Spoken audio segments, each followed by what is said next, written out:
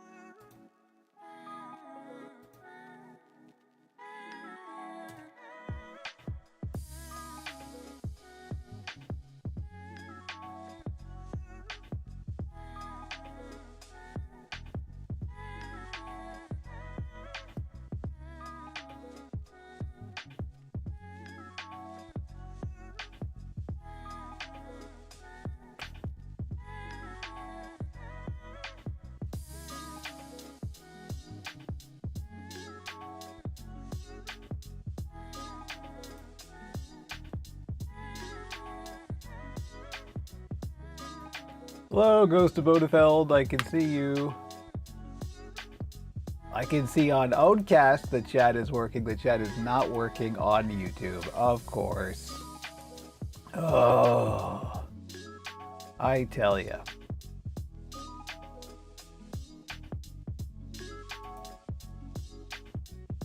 Maybe that. Oh, wait. I think that one worked. Good heavens. How complicated can we make a chat room? Hey, Joe, I can see you. Yes, you're showing up. Okay, good. Excellent. Yes. Everything's fine now. Oh, good heavens. Yeah. Leave it to Google to make a simple chat room as complicated and stupid as possible. I bet you they got ChatGPT to write it. And with that being said, hey, welcome to the build stream. I think my mic might be a little hot. Forgive me. I can't help it. I was born this way, you know. Hi, we're back again. Of course, always. We'll always be back. I'll be doing this till I can't do it no more. You know what I'm saying? How y'all doing out there? We have some folks here. There we go. MN5102. Hello, nice to see you.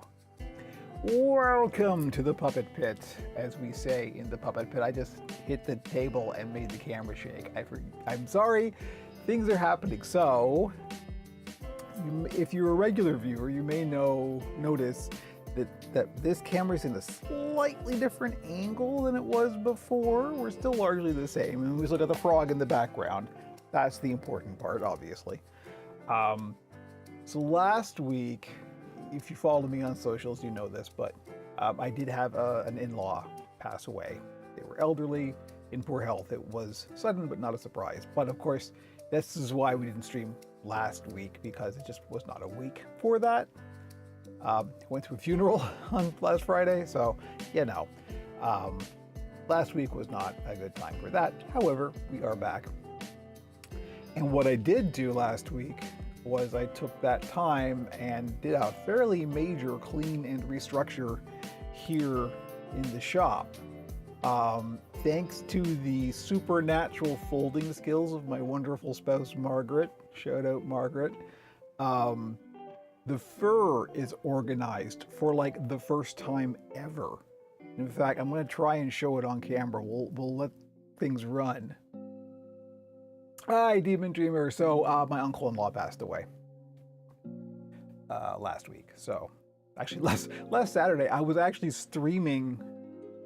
I think it was Warframe. I was streaming, playing on the Pixels and Puppets channel, and I got the information as I was streaming. So I just kind of had to end the stream real quick, just to help. And I wasn't personally like involved with most of it. I was just kind of there as support, but nevertheless, you gotta do the thing. It's life, Like I said, they were elderly and in poor health, so it wasn't a surprise. But it was very sad nonetheless, and lots of stuff to deal with there. So anyway, But yeah, so the shop has been considerably restructured. I have changed the position of many things. The 3D printer is now in a new place. This monitor that I had mounted on the wall, I've now moved back to an arm that's much closer to me. I can read text again. I can read chat without having to do this anymore. So that's good. And as a result, this camera's in a slightly different place, but it's much better. I have it on a proper pivot head now, so I can actually adjust the angle of it and stuff. There's a whole lot of stuff that happened. Let me see. We're gonna try, this is gonna get shaky cam, but I need to document this just for rarity's sake, if nothing else. So I don't have a preview up on this one. I'm gonna be watching it along with you, but let me just make sure I've got enough cable to kind of pull this out here. So let me, okay, shaky cam incoming. Okay, so here we go. Here's the monitor I'm looking at. Hi, how you doing? Inception time. There's my work table. And you can see it's going to be a slight out of focus because I got a fixed focus on this. But there's the 3D printer that's there, was there. And of course now I've got the monitor here, so there's no place for it, so I had to move it. But this is the impressive thing. You can just make out the shelves behind the 3D printer there. Look at that. How pleasing is that? It'll definitely stay this way. Normally, all of that was either in a small mountain on the floor here. You can see there's the puppet. There's the camera for when I shoot the Oracle. There's the monitor I watch when I shoot the Oracle. There's Jimmy's bench. We may get a Jimmy cameo. I'm sorry, it's out of focus, but that's the way it is. But normally all that is in a pile on the floor down there. And I have a green cutting mat. I do. This is the other exciting part. Let me just go to the top cam here. Look, I got a green cutting mat now, so you can actually see stuff on the desk as I'm demoing it. Very important. The black one just was not working. I didn't even intend to get the black one. I just kept forgetting. So this is a little clue about what we're going to be doing today. Nevertheless, we are currently ramping up, and I have not finished the current cup of coffee yet. So that's the very first thing we're going to do. I hope everyone out there has had a better week than I did last week, but you know, went to a Catholic funeral, which is a rare occurrence. It smelled some nice frankincense. Frankincense is very nice. Yeah, but anyway, we're back doing the things. I'm almost at the end of all my commissions. I know I really need to get back to restocking the shop. The shop is like effectively empty. There's one puppet on Etsy and 2 puppets on the direct shop, and that's it. So I really need to restock. I do have another big commission. I have yet to hear back from the person I asked how time dependent this is, because I would like to spend all of August just restocking the shop because it really needs it. But of course, if something is time dependent, I'll prioritize that. But anyway. Oh, you're doing the Project Puppet Virtual Workshop. Is that the one for 3D printing eye designs? If I remember correctly. Again, remember, I'm not on like big socials all that much. I stick pretty much to Mastodon, the Fediverse, and occasionally Blue Sky grudgingly. If you ever see me post stuff on Instagram, it's like, it's me dipping in and getting the heck out because I can't stand it. But I think I saw something on Instagram about the, yeah, there we go. Yeah, the 3D printing. They've done it a couple times. Very cool. I hope that they're going to show you how to do like the smoothing, because that seems to be that's the stumbling block, right? Whereas smoothing at the layer lines is a tricky thing. So yeah, but that's cool. Awesome. Do report back. Project Puppet do good things. They're nice folks. But yeah, so one of the things we're going to be getting into today is I am going to be shooting another tutorial video. So thankfully those have been coming. We're out now. I'm done all of the ones that I had shot here, but we're gonna shoot another one today. Should be a quick one. This may be a slightly shorter stream, although, you know, who knows, probably not. But it's gonna be a fairly simple one. I'm trying to keep the tutorial videos kind of very simple subjects, just to help people get, you know, little tips and tricks, that kind of thing. So.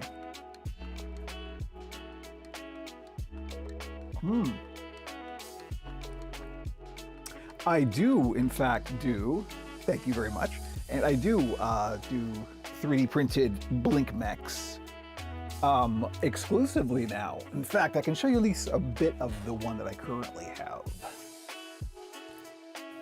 Do I think I can do Project Puppet tutorial videos? No, and specifically because those patterns are commercial patterns, and you have to, you know, obviously you have to buy them because they are copyrighted, and it would be extremely, what's the word, just inappropriate of me to just show those patterns on stream, because then they're very easy to just like screenshot and copy. I know people probably won't, but some will, and once something like that gets out, it gets out, and then you're literally taking money out of another creator's mouth, and I'm not gonna do that. So believe me, that's the least of the thing. Once you learn building, that's the thing you gotta focus on. Don't worry so much about patterns. The Project Puppet stuff is very user-friendly. It wouldn't be a bad idea. You know, I could even talk to them about, we should do a collaboration or something like that. That wouldn't be a bad idea. And that way I would at least have their blessing, and maybe we could figure out a way to give it access to customers only or that kind of thing. Anyway, this is the current blink mech that I am working on. So this is the mouth plate. And it's got a couple of posts here with a little socket. And here is the actual eyebrow part. And that just kind of sits in there, and then the little caps get glued on the top of these to hold them. But it's a little hard to demo, but you know, that's basically how it goes. And there's a little control rod there. So always keep your mechs as simple as you possibly can get them. The more complicated the mech, the more there is to break. So this is pretty simple and pretty robust. So this is the style of blink mech that I do almost exclusively now. I'm done with bending rods and wires and stuff. This is the way, as the Mandalorians say. But that's my own design. There's lots of different ways to approach it. That's just what I've come up with is kind of the best for my usage. But yeah, we also finally got reticulated foam back in stock. Good, that's really hard to get. I haven't even tried in a while, to be honest. I'm just using upholstery foam that I can get relatively easily. And even then, sometimes that gets hard to get.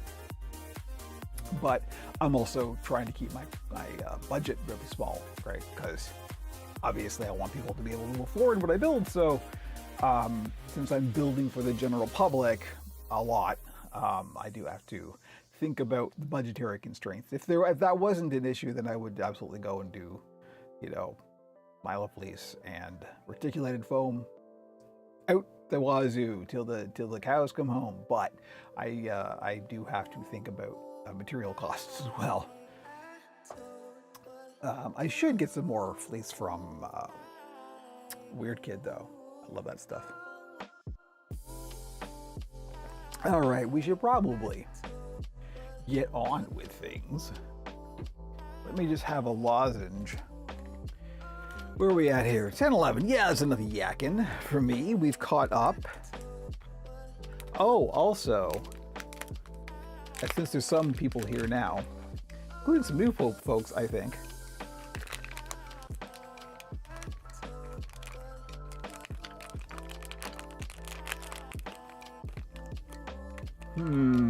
Yeah, you know what, funny girl? I have a feeling you're not really a human. That's all I get on Twitch anymore, are just bots.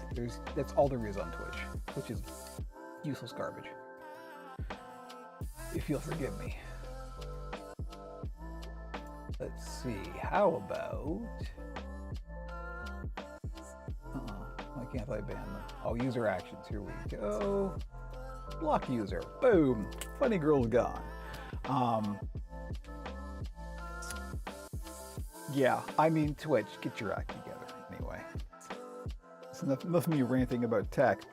Speaking of ranting about tech, I can announce formally now. I had hinted at this before, but we have solidified it. We don't know what the start date is yet, but the podcast in a slightly amended form is definitely coming back, for sure. We're just going to pick it up where we left off, basically, like nothing happened. It's going to be just me and Andrew to start with. Jamie's just not in a podcasting headspace right now, which fair enough, no problem. Nothing dramatic, nothing like that. It's just where he's at right now. But I really missed it, and I wanted to come back. Andrew is quite happy to come back as well, so we're going to start there. I think one of the things we're going to look at is, I've always talked about this and never actually done anything about it, but actually having called-in guests. It's good, like 3 is a good number of people to have in that kind of situation. So if I can bring in a third on occasion at least, that will be nice. So, if you want to be on the Pixels and Puppets podcast, we can talk, because that can be arranged. Anywho, so there's the formal announcement. The podcast is coming back. Again, we don't know when. I just got to figure out what my schedule is, and then we can just go. But yeah, that'll be fun. I really miss podcasting. I like it a lot. So we're gonna do it again. All right, I wonder if I should start this with the tutorial, or you know what? I think I will start it with the tutorial. In which case, as always, the group chat here is going away. Actually, this way, but I can still see it, so don't worry about that. I gotta have my cues and everything to make it easier for Frankie to edit. I gotta say, this new camera monitor arrangement is much nicer. I got the monitor on an arm now, so I can move it around. So I've got it right next to the camera now, so I can address the camera and read chat much easier than I could before. So I'm doing all this for you to make the live stream better, you see?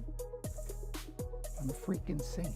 Anyway, let's do a tutorial video. So I'm gonna hide the chat.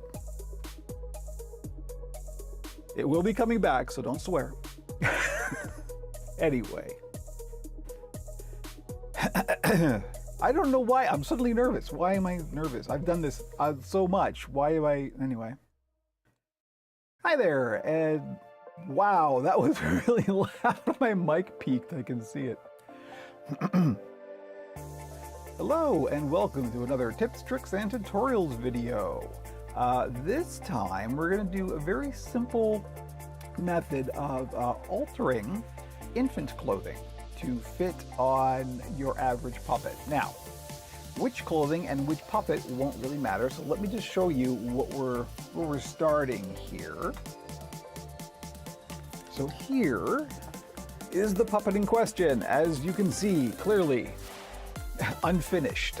We are in the process, and it can easily turn into a zombie, but I don't know, it's just going to be a standard human-like character. Hello, I need some pupils, please. But this is where we're starting, and what we're going to do is take a garment and fit it to this puppet. Now, a word to say about puppet clothing in general, because this is a whole subject area unto itself. What a lot of, sometimes I'll get clients coming to me and, saying, oh, can you build something like this? And they'll show, the puppet part, fine, but they'll show a rather elaborate costume. And, well, I can build the puppet, but, I'm not a tailor or that kind of a stitching artist is a completely different discipline than puppet building. So designing and building clothing, designing and sewing clothing is a different discipline than puppet building. They're related, they have related skills like sewing, for example, but it's not the same thing. So if you can do both, you have a major advantage, because puppets will often require custom-made clothing just for them. I know the Muppets make all their own clothing. So all of those, the shirts and the suits on the Statler and Waldorf and all that stuff, all custom made, which is amazing. And of course, if you are into or know of people who do doll clothing, that is a huge thing. And it's also because the proportions are slightly different than human proportions. Usually the sizing needs to be very specific. So that is the challenge. So if you are not an experienced tailor, some stuff is quite simple. I can do very basic stuff, but I just can't, I couldn't make a suit kind of thing, you know. But there are helpers that you can pick. So very often what I'll look for is either infant clothing, particularly because I like to build my puppets small. So you want as small as possible. So you want to look for very, very early infant or even preebie clothing. The problem with that is babies have a very specific physical proportion. And very often, I'm sure all parents out there will know about this, when you get particularly really young infant clothing, you'll get the shoulder folds that you can open the neck up really wide just to make it easier to put on them because they're squirming around and being babies. It just makes it less traumatic to try and put a garment on them. So infant clothing always looks like infant clothing. That is the problem with it. If you're a parent, you'll recognize it immediately. I have used it on occasion regardless, but I try not to. Or if I do, I try to find the ones that don't have the shoulder straps or the shoulder folds, which can be a challenge. The other thing you can do are either doll clothing, depending on the size of your puppet, obviously, and there are big dolls, so of course. And also there are some infant Halloween costumes and things. I know the one thing that Project Puppet, we were in the chat, we were talking about Project Puppet before. All of their basic puppets, or at least this used to be the case, I haven't checked in a few years, but all of their basic puppets are sized to fit Build-A-Bear Workshop outfits. So you can get an outfit from Build-A-Bear Workshop and it should fit on a Project Puppet puppet, and that's a fairly standard sized for kind of your average puppet. So Build-A-Bear Workshop and that style of thing is a very good option if you're looking for some specific costumes for puppets. But let's say you just want a simple shirt. For example, that's what's going on this puppet, is a very simple shirt. And so what I got is this. And this is some infant clothing. As you can see, it does not have the shoulder folds. And this is for 6 to 9 months. So it's quite large on this puppet. And let's go to the wide cam, I guess. Probably the best to show it on here. But here's the size of the puppet, and this is my standard size sort of human puppet. And if I were to just put this on as is, you can see it's quite large. The sleeves are very long. The shoulders are always in kind of an awkward place. They're way down from where they should be because the garment is so large. And this just wouldn't fit. It just doesn't fit properly. So what we're going to do is we're going to do a very simple alteration on this to make it fit. And we're using a very, very simplified draping technique to do that. Now, there's a couple of ways that we can do it. One way that I've currently been experimenting with in real life, and this was a suggestion from my spouse, was, so I've got a bunch of t-shirts that I would still wear, but I lost a whole bunch of weight a few years ago, so they're gigantic on me now. Same problem. So I'm looking at ways to alter them to be able to still wear them. And one of the things my wife suggested was turn it inside out, take a t-shirt that does fit, and just trace it. And then you can just stitch over, where the new contours are, and it should work pretty well. I have experimented with doing darts in the sides. So you've got seams where it doesn't really show, or where it's already got a seam. That works pretty well, but it doesn't solve the shoulder problem. We're going to solve all of those problems with this garment with one seam. That is the trick here. So basically, what we're going to do is we're going to put this on, get the sizing, and then we're going to put one big seam down the back. We're going to make a dart, basically, right down the middle. We're going to join the neck together and make one seam right down the middle and resize this to fit this puppet. Now, there's a couple of caveats. And it has to do with the position of the arms, basically. Because if you do that, this is the side view, for example. You know what, let's go to the top cam. That's probably a little bit easier to demonstrate this. So here's the front view. Here's the back view. So what we're gonna do, let's get the puppet out of the way here. We're gonna put a dart down the entire back. It isn't really a dart because it doesn't taper. It's going to be just a new seam. We're just gonna fold this. We're gonna figure out where at the top and bottom we need to fold that in to make this fit. And we're gonna make a new seam kind of like that. And then we'll just stitch along the back. And we don't even have to trim it. This is the nice thing. We can just leave it, it'll look fine. And that way, if you ever change your mind, you can just pop those stitches out and it will be all there again. It's non-destructive.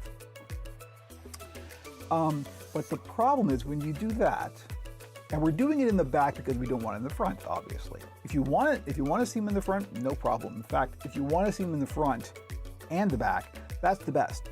Because the issue that happens is you're going to change the horizontal position of the shoulder. You're basically going to take the shoulder and pull it back if you do it in only the back. If you do it in the front, you'll take the shoulders and pull them front. And that can change depending on how your puppet is built. So, this is probably the best camera to show this on. This is a question also, it's a related question, so we'll cover it here, but on an average puppet, where do you place the arms? How high up and how far forward or back? How high up, again, it all depends on the character. Usually, you want to keep your shoulder point as high up as just the base of the neck. You want to keep it at a shoulder, right? And your shoulder is at the base of your neck. So that looks kind of the most natural. If you put it lower down, it can start to look kind of strange and alien. If you have an alien character, that may be something you want to opt for. And the other question, of course, is how far forward or back? Generally speaking, you want, just for performance sake, you want to put the arms slightly forward. The reason being is just easier to bring the arms together. I'm doing this with the opposite hands that I normally do, so I'm completely awkward. It would be more elegant if I did this the other way around. Let's do it like that. So you can bring the arms together much easier if they are slightly forward. Now you can see this one in particular, I've kind of put it halfway, and that is because I know I'm going to be doing this garment trick. I would normally have put it maybe half an inch more towards the front. Now, the thing about that is, as you put the arm further back, you basically decrease the length of the arm, obviously. You can do that a little bit and it will give the character a slightly different feel. I think we've talked about this before, but shorter arms make a character seem younger and cuter. So that's not really a bad thing. As long as you don't put them too far back, and then it looks like they're chest bumping all the time. You don't want that, unless you do want that. But about halfway is probably about as far back as you want. But that can be good, particularly on a character like this, because they just become kind of cute. And so that's a good thing. So we're going to work with this. Now this should be fine. So all we're going to do, let's go to the wide camera. I see your question, MN5102. I'll answer it after I'm not shooting a tutorial video. The answer is no. Okay, so here we go. We've got our puppet. And you know what? I'm going to put this on a taller stand. Let's do that because that'll be easier to demonstrate on camera. And yes, I always get this question. Yes, this big stand is part of a cat tree. We just had a bit left over from the last cat tree we built, and I went, you know what? I can turn that into a puppet stand. Sure enough, here we are. So, what we're gonna do is we're gonna take this garment and we're gonna put it on, and we're just gonna size it by pulling it all back and getting the neck and the base to more or less fit. We're not gonna worry about the sleeves just yet. Now, in order to do that, you'll notice we kind of have a problem here because we have a puppet with a permanent arm rod, which is very common. If it's not permanent, end of problem. If you can remove it, like there's a lot of, you can do the pocket method, then you're gold. Don't worry about it. I know I'm off camera here, it's kind of weird. I make removable dull joints, and that's how I do all of my human characters that have clothing. That's how I do it. So let me sit down to do this, because what I do is a very simple kind of bolt threaded rod, and the washer part is in the arm, and the threaded bolt is in the body. And so I can just turn it and unscrew it on the inside, and then boom, the arm comes off.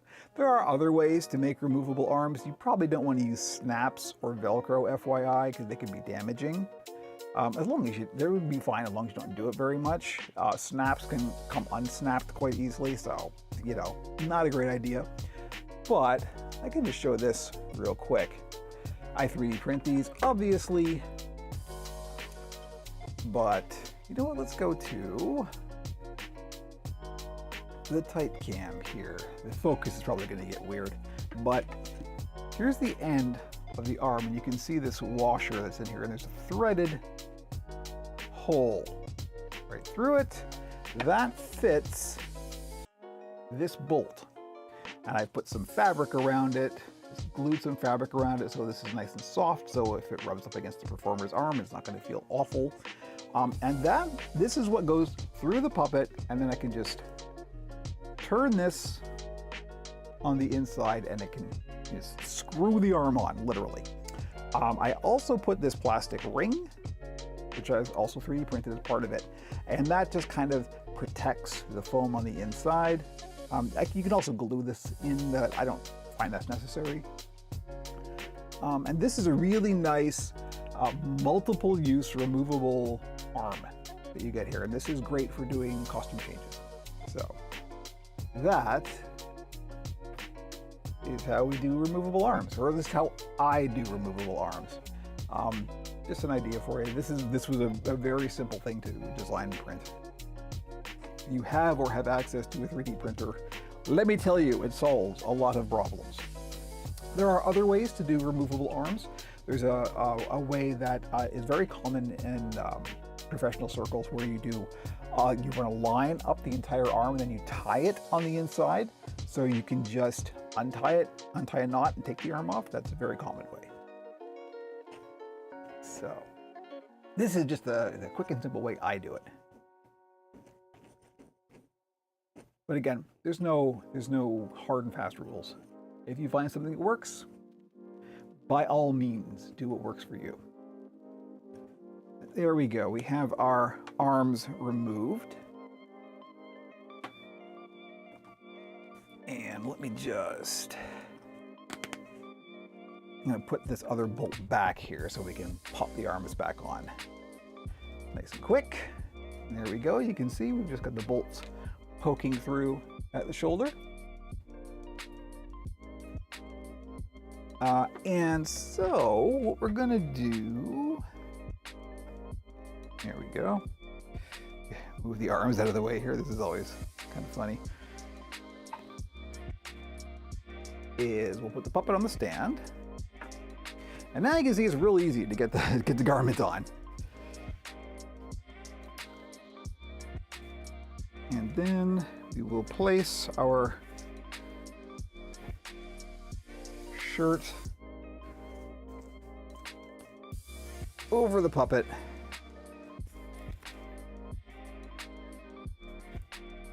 And line up the shoulders to be more or less where these ones are. All right, so already it's not that bad. So we're not gonna have to do a whole lot, thankfully. You want to try and get, if you can get a garment that fits already, then you're good. You just go with that. But this is a little baggy, a little large. It really actually isn't all that bad, but we'll still make our alteration nonetheless. Make sure you've got the back in the back and the front in the front. Yes, there's the stamp, so that is the back. So we're going to turn this around back and make sure it's sitting nicely. I want the neck line here is kind of big. We want to end up with an off the shoulder, unless you do want to end up with an off the shoulder, in which case you probably throw a couple of stitches in there to make sure it doesn't slip off entirely. But I'm going to place the neckline about where I want it. And fold it in. Let me see if maybe we can get that on the top cam. How's that? Yeah, it's not too bad. So we're folding it in like that.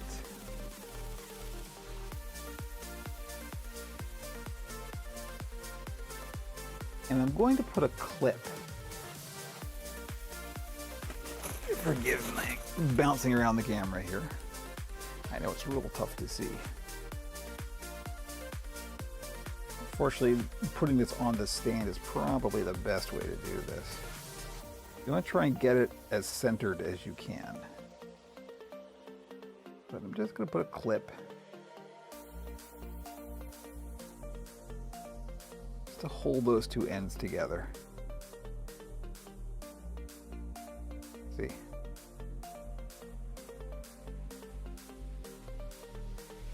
And this doesn't have to be perfect, it just has to be more or less what you want. And then basically the same thing on the bottom. So figure out where your fold should go. And try and line it up, because you're going to be creating a new back seam.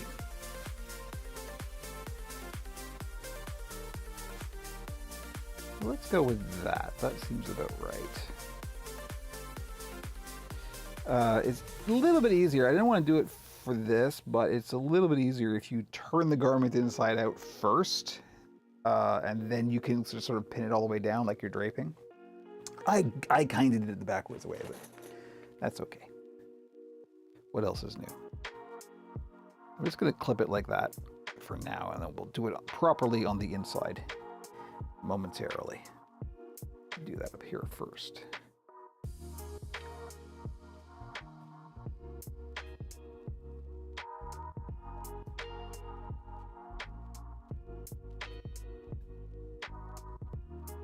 Okay, so what we're going to do is we're going to gather along here. We're just going to get a feel for it. I'm not going to put any pins or clips in right now, but yeah, that seems about right. Okay, so there we know what our extents are. So what we're going to do is take this off.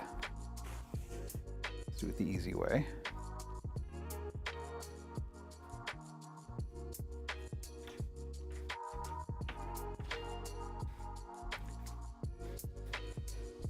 Try not to pull the clips off. Really, as long as you get the measurement about right. So we've got about 1 inch on the top. About 1.5 inches on the bottom, maybe a little bit less. Remember, it's stretchy. It'll be fine. Anyway, there we go. We've pulled that off. Let's go to the top cam now, because it's a little bit easier to demonstrate stuff on here. Let's get this out of the way. So, let's see what we've got. I'm going to turn this inside out, trying to keep the clips on there, including the sleeves.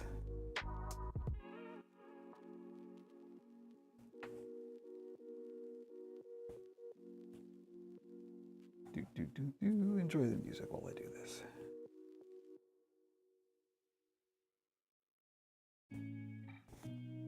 Okay. So these clips are the wrong way around because we want the fold on the inside. So you sort of see where it is, and then flip it around. Again, the smarter way to do this is just do it inside out in the first place. I kind of did it the backwards way, but what else is new? It's me.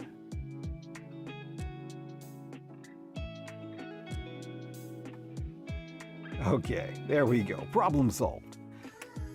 So now what we've got, if we lay this down along basically where the fold is going to go, we're just going to run a seam up between these 2 points, right? These 2 points are where we want the new neckline and base to be. And you could also just measure it and then just measure it out, draw a line. I am going to draw a line on this, but we're going to do it in a color that is very similar. I have a red marker, I do. And this is just as a guide for our sewing machine.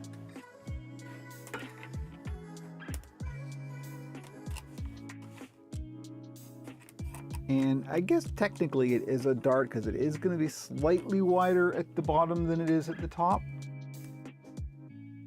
but not that much. And it's better to err on the side of slightly too big than slightly too small, so that's what I'm doing. Probably won't even be able to see this line on the camera. I can barely see it. I'm sure the camera can't see it at all. Nope.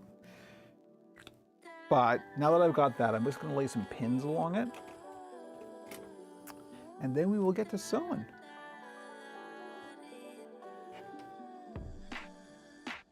So there's always a question. Here's another little side tip. Which way do you put the pin in? Right? Do you put it in along the line or do you put it across the line? It really depends on your preference. I find that I prefer to put it across the line. There are some sewing machines that you can even just sew right over the pins. I don't tend to like doing that because I like my stitches to be nice and small, and I have broken needles before like that, so yeah, no, maybe don't do that. I also find it slips less if you put them horizontally across. Ow, there we go. I just changed all my pins too. I got rid of all my bent pins.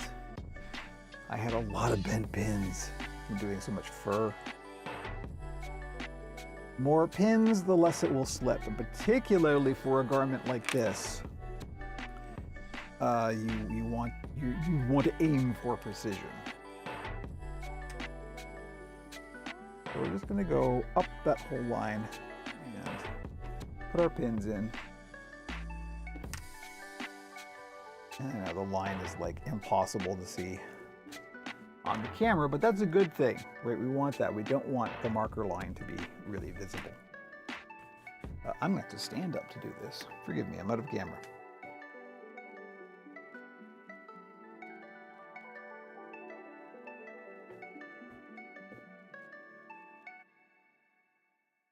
Here we are. So I just want to go up that whole line. And do the neck here as well. Come in from the other direction. Yes, we are going to go right up the whole length.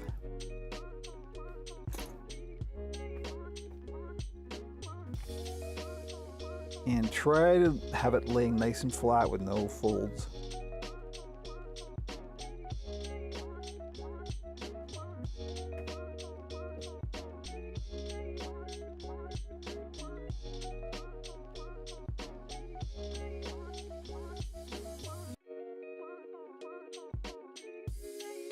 Okay, and you can even put more pins in this in.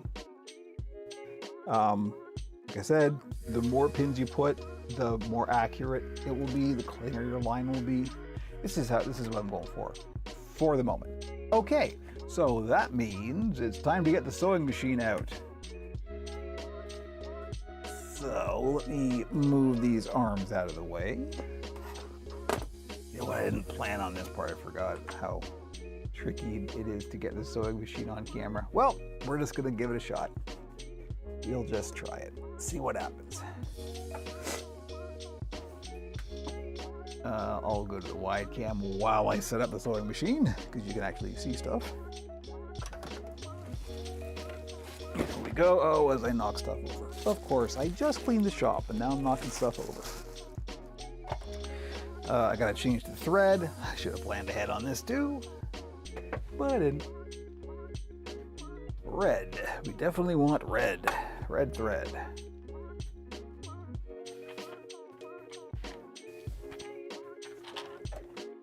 And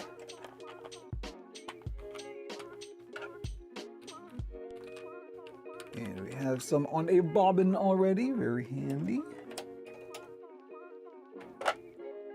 Get some light on the subject here.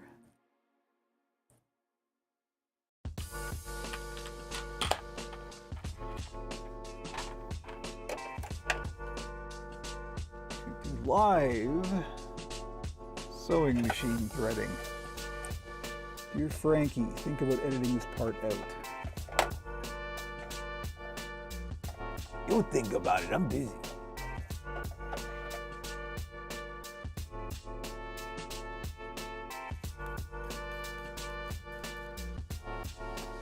Okay.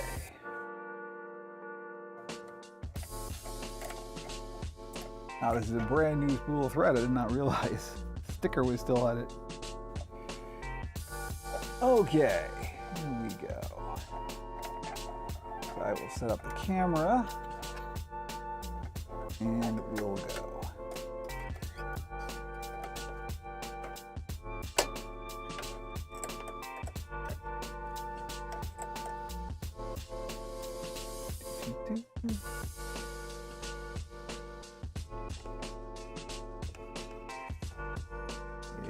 I love being able to poke the thread through the needle on the first try. Always feels good.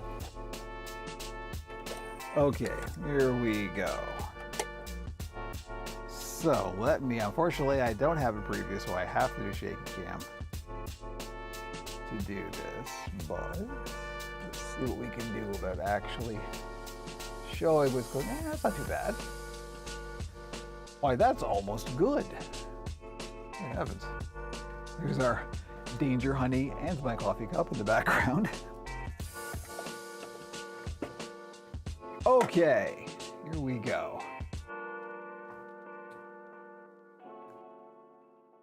So, now that we have our seam, I'm going to start at the top just because it's kind of more important to get that accurate.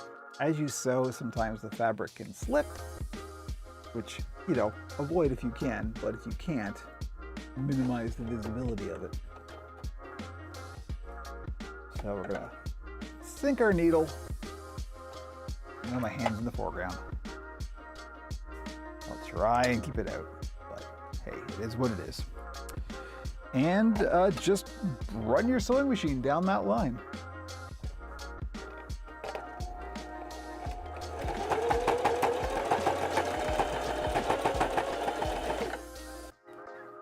And you do it slowly. Take the pins out as you approach them.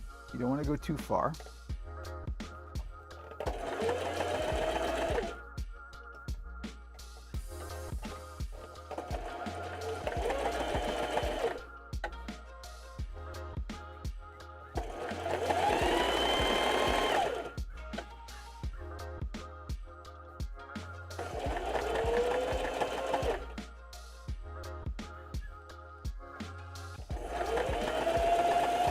Let me move the pin cushion over here so it's a little bit, I don't have to keep pushing my hand in front of the camera.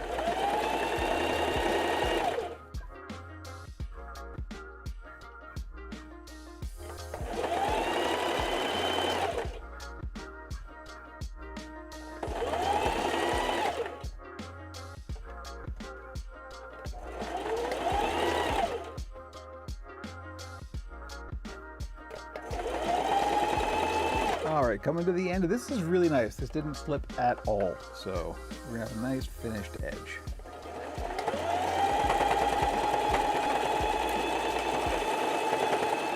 So there we go. That is it for the machine sewing part. I mean, that's it for the sewing part in general. Let me just grab some scissors. Where did I put my scissors? My scissors are gone. Use these. Okay, let's go to the wide camera.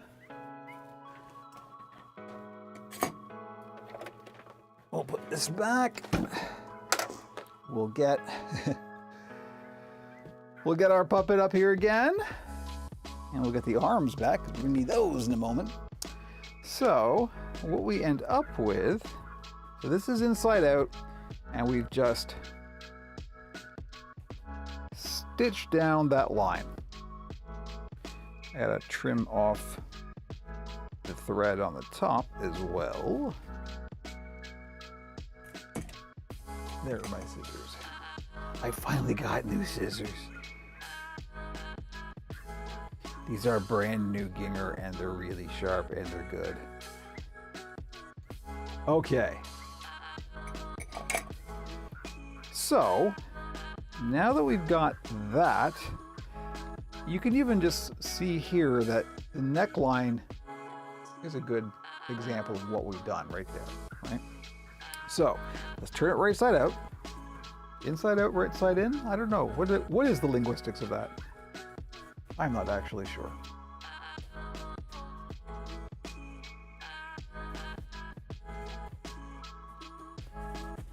There we go. Right side is now out. And here's the back. And you can see there's just a seam. That's all. That doesn't look bad at all. And so now we can put our newly shaped garment on the puppet, and it should, in theory, fit much tidier.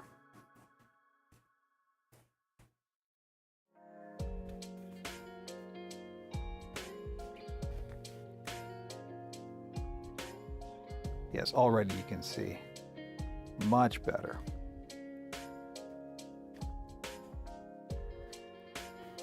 I never worry about the length, because length in this case is good. This gives us a bit of a sleeve. And you can see that the shoulders are still pretty much where the shoulders are. You're going to get a little bunching in the shoulders, but that's okay. We could have gone even a little further, but leaving a bit of room isn't a bad thing. And there we go. So now what I'm going to do for the sleeves, if I have these really long sleeves, what I just like to do, you can stitch these if you want, but I just fold them up. Just like that. And this actually looks quite nice, and it gives a nice little edge.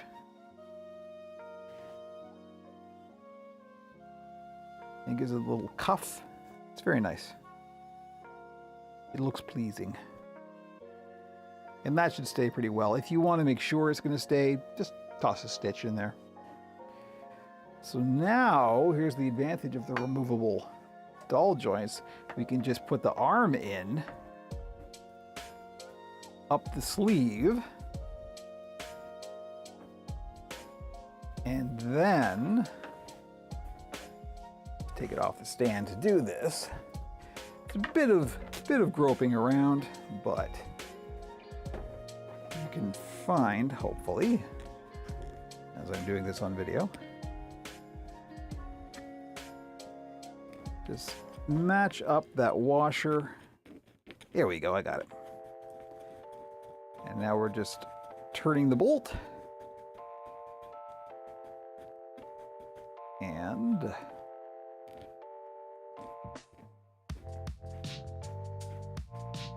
you want to get it relatively tight, but not super tight. But here we go. I actually got a bit of the shirt down in the bolt, but that's all right. We can just pull that out. Okay, and before I get too finagly with this, I'm going to put the other arm in.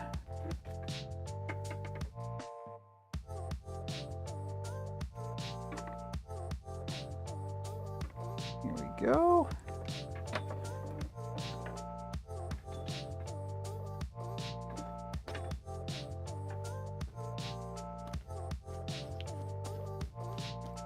Hello, Danik on PeerTube. I can see you. I'm shooting a tutorial video at the moment, so I will respond in a moment. We're almost done. The challenge of shooting a tutorial video while you're live streaming. Okay. Almost there. Good enough.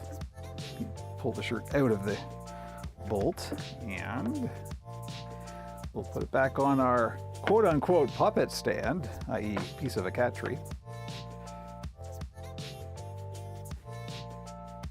And now you just want to kind of fiddle with it, get it to sit nicely. But there we go. You can see the cuffs are at a nice length. And that's kind of that. So, get it? So?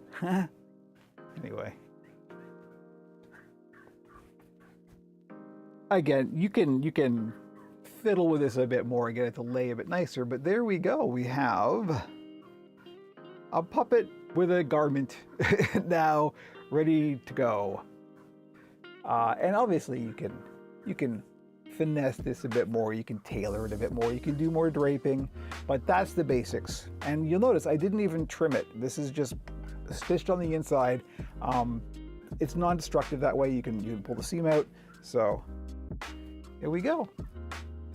So thank you once again for joining me for another tips, tricks, and tutorials video. And stay tuned to OperationPuppet.com. Visit me on socials, all the good stuff. And we will catch you next time. And we're out. Okay, now, hi, Danik on PeerTube. I think you may be one of the few people we've ever got on PeerTube. Thank you for joining us. Nice to see you. Oh, we can put the chat back now. If you're new, check this out. Where's chat? Boom, there's chat. There you go. You can see all of the chats all at once. So yes, about the arms. So that is a pretty standard technique because, of course, permanent arm rods are the best, but the challenge with permanent arm rods is putting clothing, like costume changes, right? It's always a big thing because you try to fit a sleeve over an arm rod is like really difficult. So this is a nice, easy way of being able to do fast costume changes. There we go, looking better already. See, all you gotta do is just sort of like poke it and prod it and fiddle with it. And there we go. So yeah, that is the tutorial video.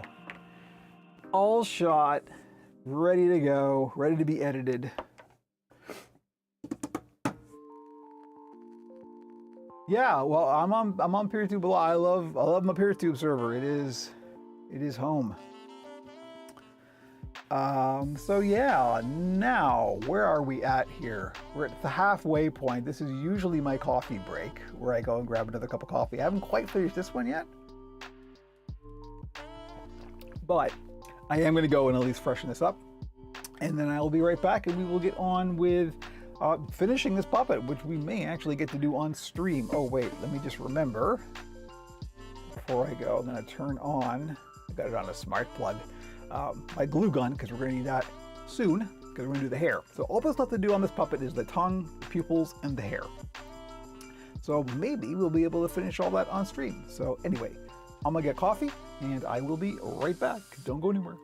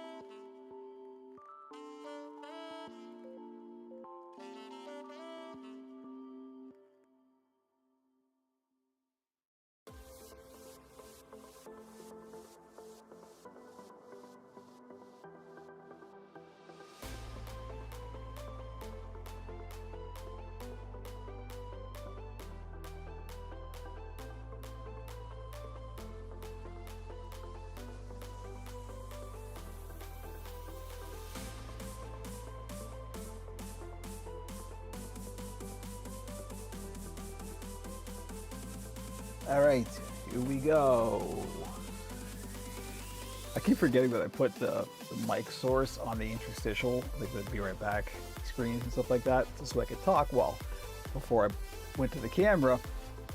But it does mean I have to remember to mute my mic when I go and grab a cup of coffee or something. Otherwise, you're going to hear me running around in the kitchen because this is a wireless mic. So, what's your opinion of taking pre-made clothes apart for patterns? I'm fine. I mean, you're not. That's just back engineering, right? That's a good idea, actually. The thing is, if all you're going to do is scale up or down, probably down. You may need to change some of the proportions because, again, puppets aren't quite the same proportions as your average human. Particularly the shoulders I find to be the problematic part. But you can do the same technique that I did here, of just like making a dart. You're basically draping, right? Just making a dart and then sewing along that dart on the inside to kind of reshape how it flows. It's really not that hard. Just experiment a little bit, that's all. You're ready to jump back. Shoptaban, nice to see you.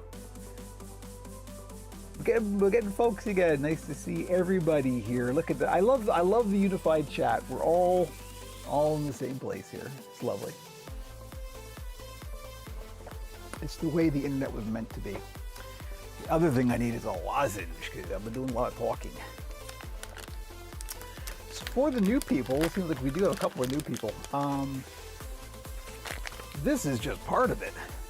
There's all kinds of YouTube shows, and I also have, if you're interested in tech and or video gaming, there's a second channel called Pixels and Puppets. If you're on PeerTube, that's just the second channel on Puppet.zone server. If you're on Owncast, it's all in the same place. If you're on Twitch or YouTube, there is a second channel that is linked off of the main channel called Pixels and Puppets, and I do some game streaming and some tech stuff on there as well. I keep that a little bit separated from the puppet stuff, but anyway, join me on there as well.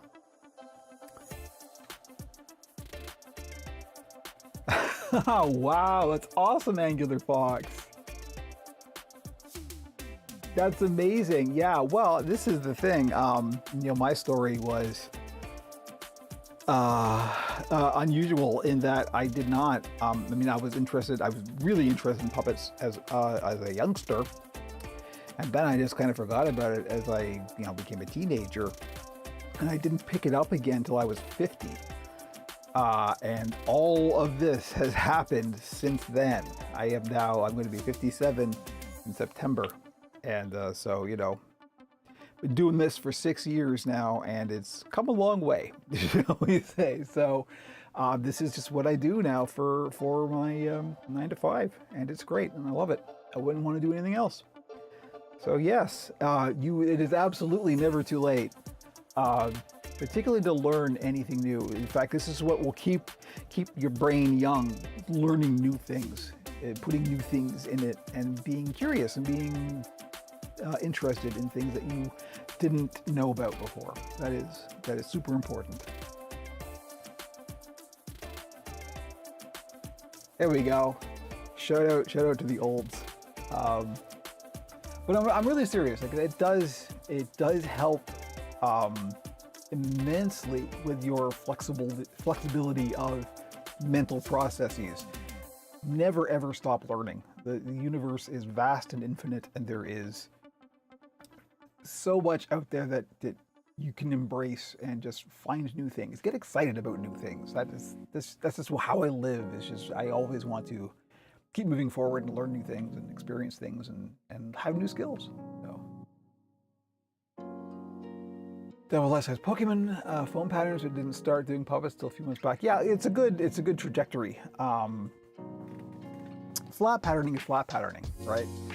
Making a shape out of a flat thing is basically the core fundamental process to all of this. So once you get that, there's cross skills. And the other thing is, don't just stick to puppet building sources, right? I have brought in so much knowledge from other disciplines into this. I used to do leather crafting, like leather tooling. I brought some of that stuff into this. There's, so many skills. Don't stick to one wheelhouse, right? Just to try all kinds of things. You will be surprised at what you will come up with, things that I've never thought of, just because you bring a different set of skills and experiences to this. So, and that's what's neat about it. And then we can all share it because we're here on the internet. I put my, I put my extremely heavy sewing machine down in a poor place. I want to make sure I didn't damage it. Okay, let's get back. Speaking of puppet building, let's get back to this critter. We're gonna go to the top cam, I think, because this is, I've also slightly shifted the position of this camera, so it's a little bit easier to get kind of everything on camera at the same time. You can see more of my table now, including where my clippers are. And yes, this, actually, I didn't want to ever point this out. This is a little standing desk kind of addition. This is sitting on top of the table, and I can actually raise and lower this. Very handy. But let's move some of this stuff out of the way. We can. Here we go. The Pokemon chat starts. Okay, here's our puppet. See, you can see already that's much better than it was. It fits much tighter. That's acceptable for me. That's good. You can always go in and sort of, like for example, you can pull this in and make a new line to take, because there's a bit of an angular shoulder here that's not necessarily the best. You can always just fold that in, stitch along it. The more you do, the better it will look. But this is what I've shown here is kind of the minimum. But what we do want to do is we want to finish this critter.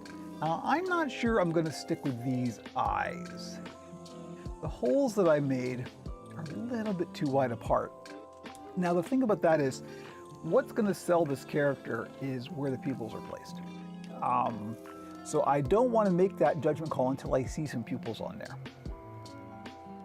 That's probably the next thing to do, I think. Let's just do that. Okay. I'm going to move this individual, non-gender specific, and we're going to get my usual pupil making setup here. Let me find, here we go. This, speaking of leather tooling, this is something left over from my old leather tooling days. That's old leather dye that's out here. This is just a cutting board. Wow, I don't know any of those Pokemon. I don't know many Pokemon. I fear I am among the Pokemon illiterate. This is what I usually make pupils out of. This is, as I've talked about before, sticky back velvet. It's basically flocked paper. It's a big sticker. So there's a sticker on the back side. You just peel this off, and to cut out perfect circles, which can be a bit of a challenge. Speaking of bringing in other disciplines, this is the standard kit. This is an industrial hole punch. And you got all kinds of different sizes here. Now, in this character, I think we're going to go with, let's make it, what size is that? 3/8. I guess 3/8 of an inch diameter. And it's just got a big metal handle, and you can screw down different dies onto it. Then we're going to make a big noise.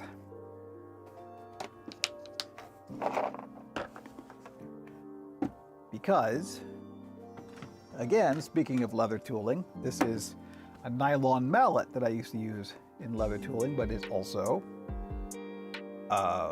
useful for this. You don't want to do any, you don't want metal against metal. That's a bad idea. With this, you can get a hit on this. So we're just gonna, as you can see, here's two I've made previously. Now, the thing I have found with this sticky back flocked paper, this velvet, it will absorb moisture, and it's been quite humid, so it's probably absorbed a lot of moisture. And as you do that, it's actually harder and harder for the punch to go through it, and also my punches are well used, so they're kind of dull. And I do not know how to sharpen a circular thing like that. I would be curious to find out. There's a moment in puppet building when the eyes of Kevin's puppets, they can look like a ditto. Okay, now I know. TIL, today I learned. So it may take a few big hits or one big one. If I'm really in a hurry, instead of using the mallet, I'll just take this and go wham! I always warn my spouse ahead of time before I do that, because otherwise there's a big blam that happens in the shop. I'm going to try and avoid the big noise right now. We'll see if we can get through it with the mallet. But the whole thing is you want to get through this cleanly in one go. You don't want to like have little bits and tear it off or anything. You just want to go all the way through. That's why we put a cutting board down, even though this is in fact a cutting mat. Does it scare the cats? Almost always. If Jimmy was in the room, which thankfully he's not, he would be running away. Okay, let's see. Can we do this? Hey, we got one. Try again. Nope. See, that one didn't work. This one's hanging on by a little bit, and that wouldn't be good. You can try and reposition and cut that off. If you were to try cut that off with scissors, it wouldn't look perfectly circular. So the other way, I'm going to try and do the slam. Let's just try it. I'm sorry, Margaret and Jimmy and Dax. Here we go. There, boom. That probably really went hot on the mic. Oh, it didn't look too bad. Okay. Anyway, yeah, that's the fast way. Got to be careful because it's a real shock. I could have broken my bracelet. But then we can unscrew this, and then I usually just take a pin. What we end up with are these nice, perfectly circular stickers, basically. The other way you could do this is you could actually get like paper punches that are of different diameters. That is another way to do this. Do you use patterns for irregularly shaped pupils? So the only irregularly shaped pupils I've done are on, of course, the famous frog. And for that I used a Cricut, which is a, basically it's a plotter with a knife attached to it. I have spoken many times about my dislike for Cricuts. Cricuts are more of a pain than they are worth. I know a lot of like crafters use them, like it's for vinyl cutting and things like that. The company that runs Cricut is terrible and will try and lock you into a subscription service to just use the hardware that you bought, etc., etc. They sell flowers. Yeah, exactly. So they do have a use, but I have found, and again, it's just for my particular use case, it has more wastage than output. So I generally try to avoid using the Cricut. I can't use it at the moment because I'm running all Linux at the moment, so I don't know if I can even get the software to run under Wine or a virtual machine or something. So my Cricut is sitting under a wire shelf right now, licking an inch of dust. I haven't used it in so long. I have gone to lengths to find other ways of doing what I need to do without using the Cricut. So, but yes, that is what I used for the frog.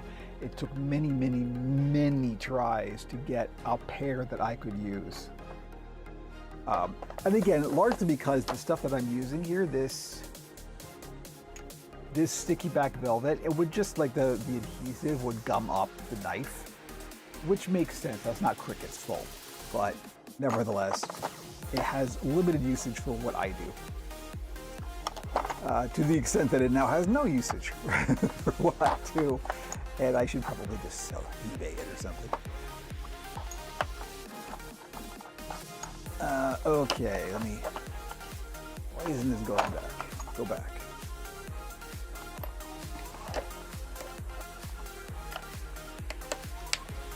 Okay. So, usually when I'm cutting out pupils, I'll cut out more than two, but we're gonna take a chance and see if this is A, the right size, and B, that I don't mess this up and we'll have to cut more. If we have to cut more, we'll cut more. If we don't, then we don't.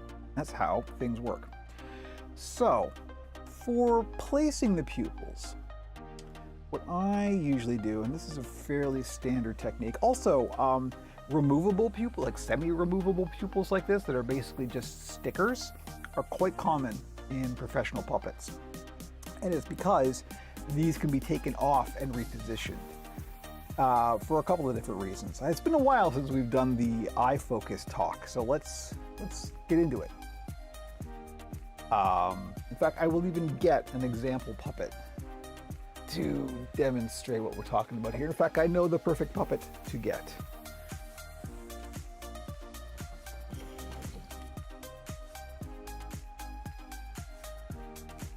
Probably already know what this is going to be.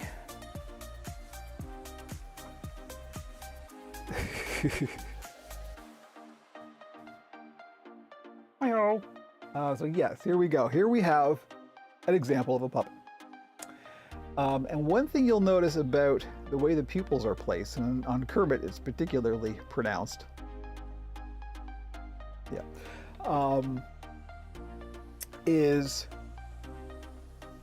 Oh, Hamish, nice to see you. Lurking, WineDB looks like more recent crickets, works with some fiddling. Good to know, thank you. Yes, 2 Kermits, there's 2 Kermits. That's an imposter. Which one's that? What you want to do when you place your pupils is you want to get them slightly cross-eyed, basically. You want to have a point of convergence where if you were to draw a line from each pupil, this is sometimes called the magic triangle, although that's kind of a loaded term, that they come to a point, right?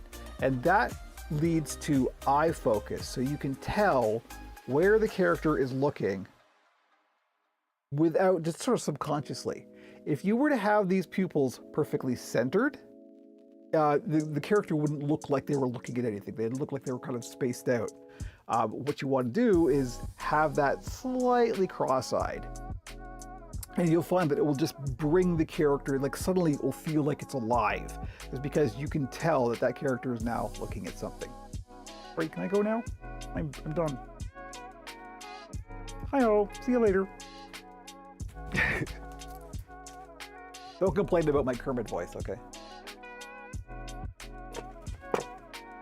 Anyway, so yes, that's what you want to do with your pupils. You want to make them slightly cross-eyed. You want to bring it in so it has a point of convergence, and that will yield eye focus. Now, eye focus is really important and can change based on the lighting, the camera, the audience, all kinds of different factors. So this is why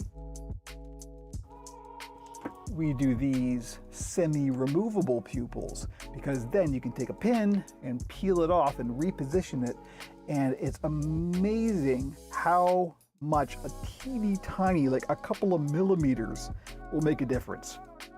So let's do a little bit of eye focus right now before we continue, because like I said, there's 3 things left to do on this puppet: pupils, hair, tongue, and then it's done. So let's go to, I guess, the wide cam. This is not the best. I wish I could get it closer. We can get a little closer. Unfortunately, there's no zoom on this. It's an old GoPro. Let me get the big stand again. That will at least get us a bit closer to the camera. And what I always do when I work on eye focus, on pupil placement. And the other thing is, you can never tell if you're gonna do some eye focus, if you're gonna figure out where you're gonna place your pupils, always look at it in real life, but always, if you can, look at it in a camera, because the two are different. How a lens works and how your eye works, or your eye lens works, are slightly different, and they'll look a bit different depending on the conditions you're looking at it. So always try and sort of cross-reference a couple different sources. But what the other thing I want to do is I want to close the mouth. And obviously with a puppet without a hand in there, the mouth is going to want to kind of stay floppy and open. So what I usually do is I use a chip clip. And I'll just put that in. We found these ones that were just in the back of a drawer, and they're very gentle. They don't squeeze too hard. They're not metal. So it's nicer to put inside a puppet. It's gonna do less damage, but there we go. That's how I keep the mouth closed, because that kind of changes the shape of the head, and you want the closed mouth is your neutral position, right? So what I'm gonna do is I'm gonna take one of these pupil stickers and I'm gonna have a pin ready to go. That's terrible. Clive Barker puppet. I'm gonna peel the backing off very gently. Try not to handle it too much. I'm gonna stick that to the end of the pin. So we've just got it like that. And then we're gonna gently just touch it. We don't wanna press down. But already you can see suddenly, right? And you see how far in I'm putting the pupil. I'm not centering it at all. In fact, for eyes of this shape, you really want to go in right to the edge. And it does depend on eye shape and that kind of thing.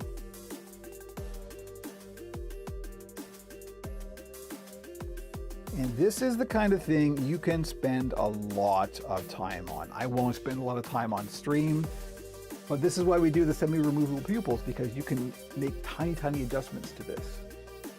So let's just see how that goes. That's actually not too bad.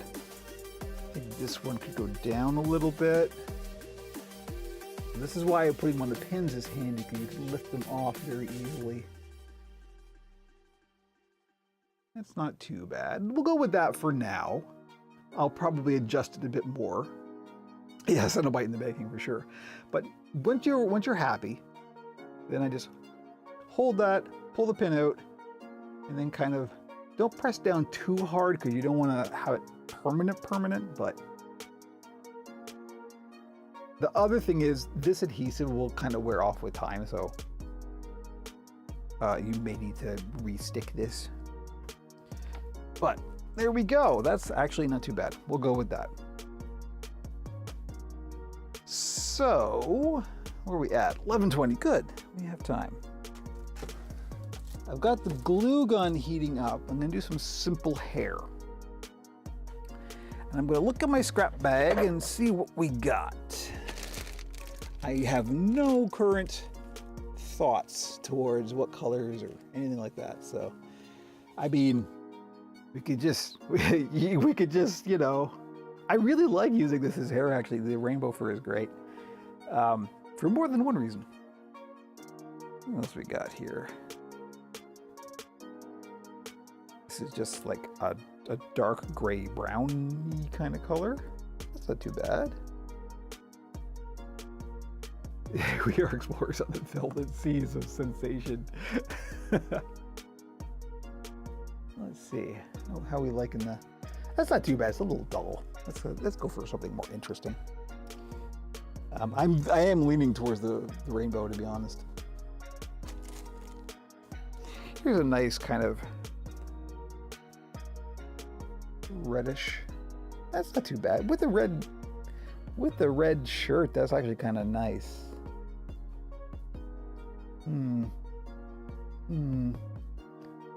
Yeah, it still isn't enough. It still isn't pop enough. Rainbows go with everything. It's true. Another thing I'll often do for something like this is just black, because it's very it contrasts with everything, and therefore, right? Like automatically, there's like a and that's kind of what I always aim for, is that you want that moment of that's pretty good. But you know what? We're gonna go with I'm gonna go with forget it. I've made the decision. It's rainbow. Of course it is. There is no better choice.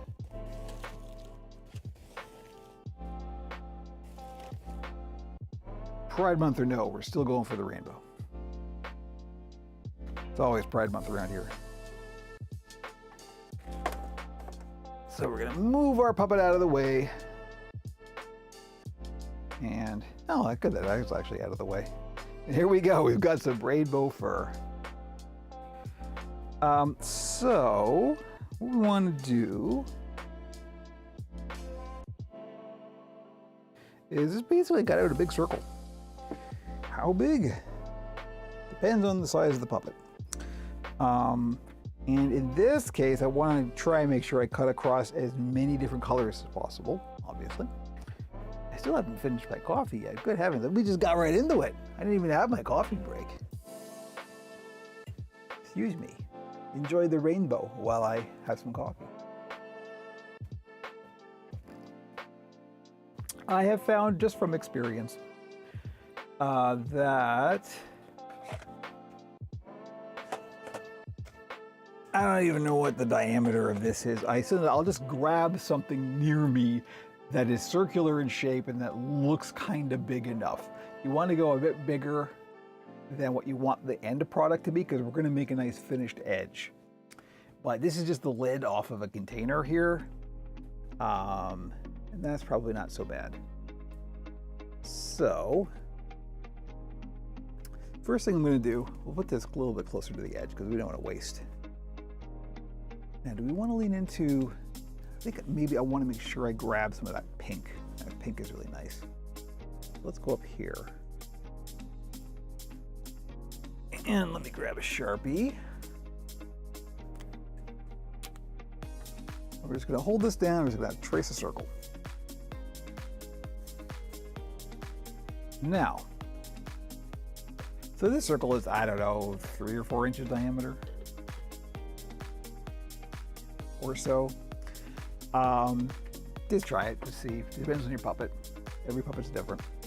I'm also going to draw, just hand draw in a seam allowance here. We are going to make a finished edge, because one thing I really don't like is when I don't like unfinished edges, and particularly with fur, because it's in the netting here. If you just cut this and then attach it, either glue it or stitch it, you'll have this sort of netting edge, and I really don't like that. You'll see it in the camera, and it's just these. So I like to have a finished edge. Oh, I get to use my new scissors. When I cut fur, I use scissors. The standard wisdom is to use razor blades. Speaking of which, if you haven't seen the new Adam Savage video, I think it was Indieskeep on my Discord pointed out, there's a new Adam Savage video on tested.com about doing a one-day build for a puppet, and it's real good. I had some really good tips and tricks on that one as well. I did learn a few new things. So by all means, check it out. But one of the things that, I can't remember the name of the puppet builder who was on it, but they were, good turn of phrase, very entertaining fellow. Use your blades like somebody else is paying for them, which is true. You want to do that. I tend to go through razor blades far too much, and I find that particularly for this kind of fur that has like the really strong sizing on the back, it's actually tough to get through this with a razor blade. So I would prefer to use scissors. When you cut fur with scissors, do not just put them on and start cutting, because you don't want to cut the length of the fur. You only want to cut the backing, in which case you want to make a little tiny snips and pull them out and put them in and pull them out and put them in, and try and only cut the netting on the back. So it goes a little bit slow, but so I'll start by making a little snip and then immediately lose it.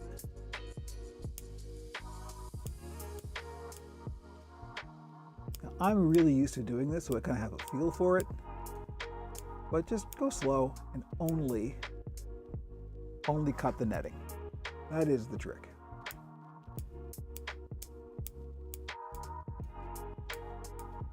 And what I'm doing is I'm making little snips and then I'm pulling it back.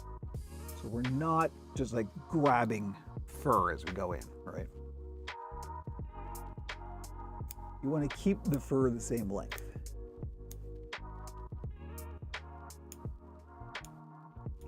Look at the angle I've got my wrist at, is extremely unnatural. Hey, anything for the stream, right? Do you use Persona blades? I do use Persona blades, but they're actually a bit tough to get in Canada. But there is a brand in Canada that I actually like better than Persona. I know Persona is like, it's the one that BJ Geyer recommends. Let's see, are these?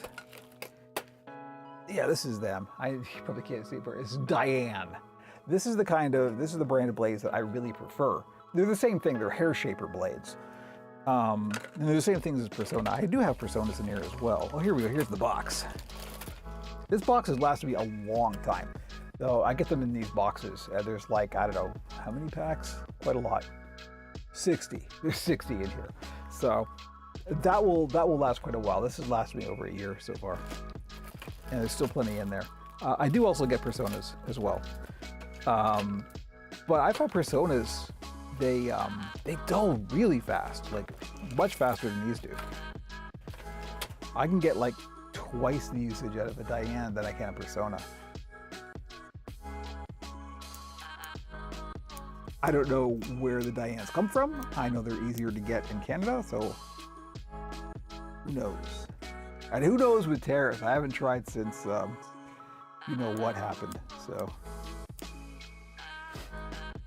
Don't use my HP Persona 2. Well, that's the thing. And it's like, seriously, use your blades like somebody else is paying for them. What that Adam Savage video, the puppet builder on that one, they were saying that they saw a tip on Reddit, of all places, to use, they're the kind of box cutters, but I don't know, they're like a fancier kind of box cutter to cut fur. And their immediate reaction was, no, that's ridiculous. And then they tried it and it worked really well. And the thing about it is, they're cheap and relatively disposable. So as long as you have a sharps container, you just, as soon as it dulls, you just break off, you know, the section, and then you got a fresh new section. So that's actually what they use now, and I may give that a shot. We'll see. Indiescape. Hey, we were just talking about the video you recommended, Indy. Nice to see you.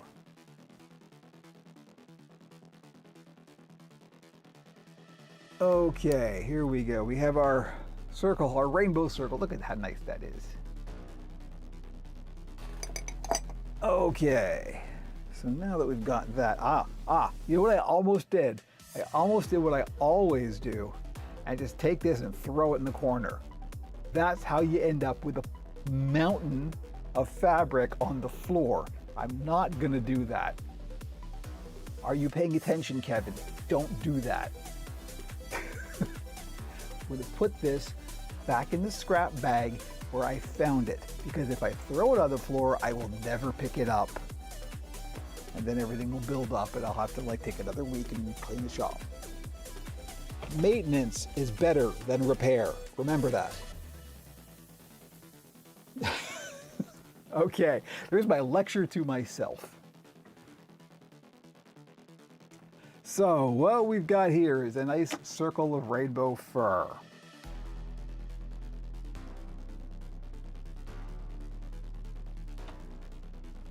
Yes, Indiescape, that's true. Yeah, they 3D print their patterns, which, as we had talked about, is a real good idea, and I'm probably going to do something like that with a lot of the patterns that I use a lot.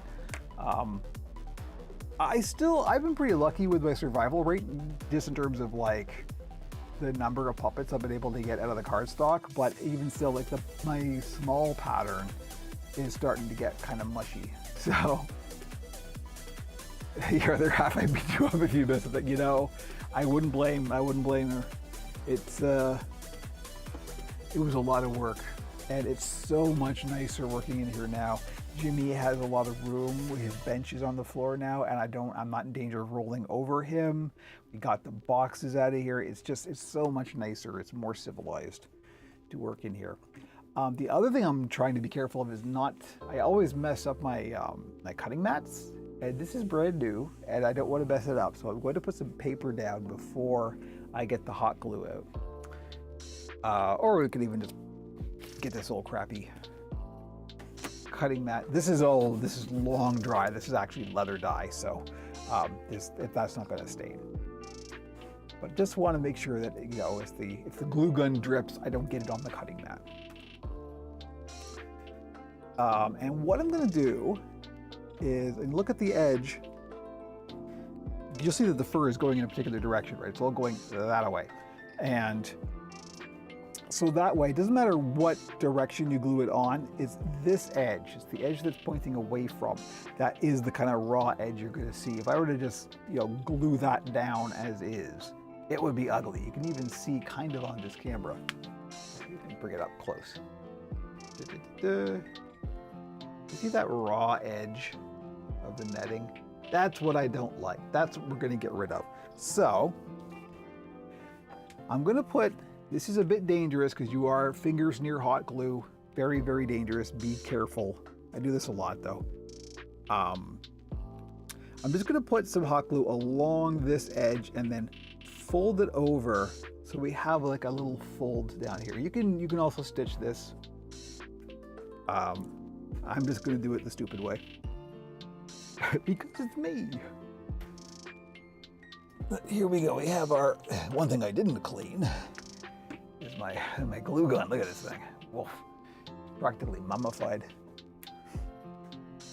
But I'm not gonna do it all the way around. I'm just gonna do from kind of with a point where you can see the edge starts, where the fur goes off in that direction, and you can see the raw edge starting from this point. So it's kind of halfway. I'm just gonna put a little teeny tiny bit. Let it cool for a second, because otherwise it's just too hot and then it won't hold.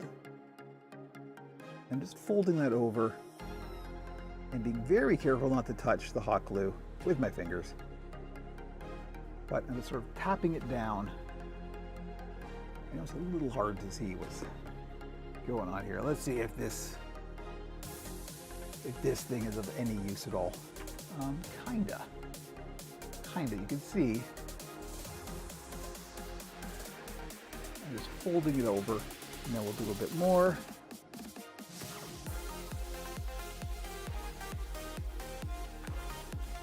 And you want to go a little bit at a time. You don't want to try and do the whole thing because that way you'll, by the time you get to the end, it will already be solidified and cooled. So you just want to go slow. You fold your edge over like that. There we go, that's a pretty good view.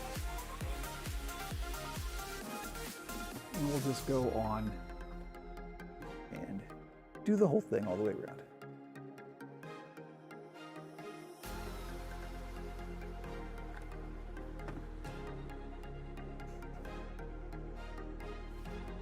Blow on a little bit, it helps.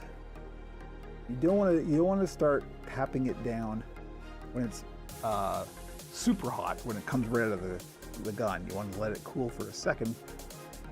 Otherwise it's just too molten, it will just open up again.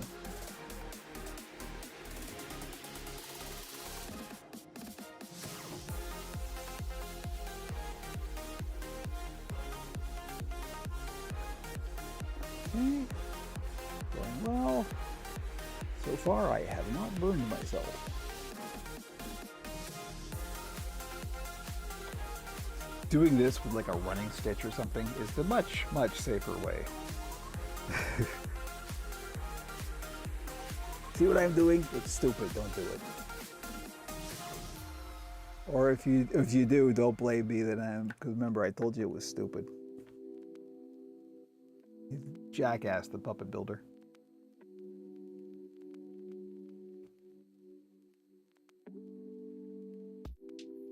Okay. Be careful if you do get some glue around that you don't get it kind of gummed up into the fur. You don't want that. There we go, that's not too bad. Pretty good, actually. So, there's what we have now. You see, we've got it all folded down, just along that edge. So now when we put it on the head, we have this nice clean edge, right? So on this edge, we have a nice clean edge. On this edge, the fur is going to lay down over top of it, so we're not going to see the netting. So the question now is, which direction do you put this on the head? And this is where the real fun happens, because this is where you actually get to do some styling stuff.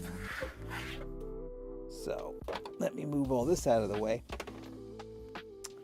and we'll sort of This is a friendly character. I like them. So which direction, and I usually just do a very simple thing like this. You can trim this and stuff if you want, or style it. You can get even fancier in this. I kind of like keeping it simple, but again, you do you. So if I were to put it on, for example, with the folded edge at the front here, and have it all kind of slicked back, that's one way to go. That looks quite nice. Another way to go, of course, is to just do the opposite and have it so it's all hanging down like bangs. All right, and then we've got kind of the crown here, and that's kind of an emo look. You can even like tease it or part it or whatever. So you can, this is where the real fun happens. This is, you get to just let your inner punk out. The thing that I've been doing a lot lately and I really like is really just sweeping it all off to the side. Like that. I really like that. Honestly, if I had hair, this is what I'd do with it. So I think we're gonna go, oh, you know what, it looks even better because the green is on the edge here, so it kind of blends. Emo rainbow, exactly. Exactly. Oh, that's perfect. I like that a lot. And it's great because, you know, as it sweeps, then it changes color down to the side. It's really nice. I like this a whole lot. There is no debate. This is what we're doing. Okay. So, we could stitch it. I did actually demonstrate a stitching hair-on technique in a recent tutorial video, so by all means, have a look at that. But we are, just for the sake of expediency, I am going to glue this on. Now, the trick with gluing hair on, if you do it the smart way and use contact cement, then what you want to do is put some pins in, mark it where it's supposed to go, put the glue in, let it dry, pop it down. But we're going to use hot glue, like an idiot. So, we want to make sure, once again, that we're not putting glue in the bad place, because particularly with hot glue, you got one shot, and if you mess it up, you're done. You got to start again, make a whole new puppet, or at least make a whole new skin. So what I'm going to do is I'm going to get it placed how I like, and I do like this, and then I'm just going to put some pins in around the outside, and these will just be a guide. As you'll see, we have to work kind of fast. So I'm just kind of marking with pins where the edge of the hair is.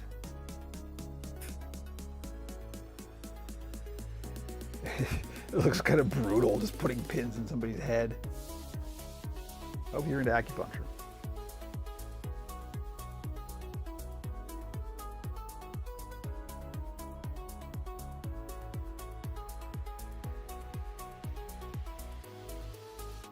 Bought an embroidery machine last night. Ooh, fancy. Do post pictures on the Discord. I am intrigued. Okay, there we go. That'll give us a good enough guide. And the reason that I put these pins in, which just looks so Clive Barkery, is what I'm going to do is I'm going to put some glue on the inside here, and then very carefully and quickly just go plonk and put this down on the head. Everyone that respects me, you know. I've never even used one. I don't even know how they work. So if you can figure it out, you can teach me. Okay, let me make sure we're not putting glue on the table. I'm going to put this down. I'm going to keep it on this camera. Let's do that so you can see a little bit more. Now you got to work fast because this glue is going to like cool down and dry fast, congeal.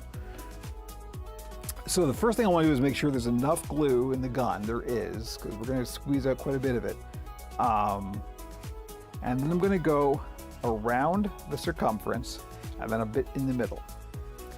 And you got to make sure you lay this down. Like when you lay it down, it's exactly where it's going to end up. You can't shift this around because otherwise you're just going to smear glue all over the place, right?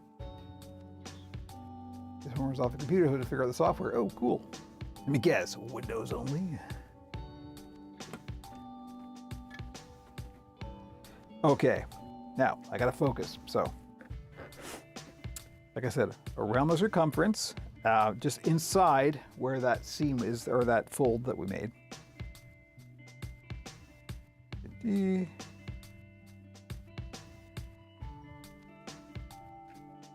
then kind of spiral into the middle. Now, quickly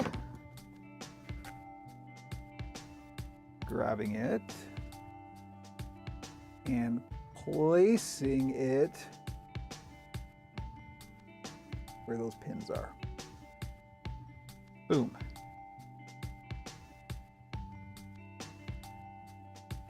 New little pal, you know?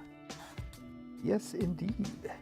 So now that we've got it in place, we're going to take the pins out because we want to put our hand inside and press down so the glue kind of soaks in. We don't want to do that, of course, with pins in the head because that's what a stupid person would do. I've never done that. All right, let's go to this camera.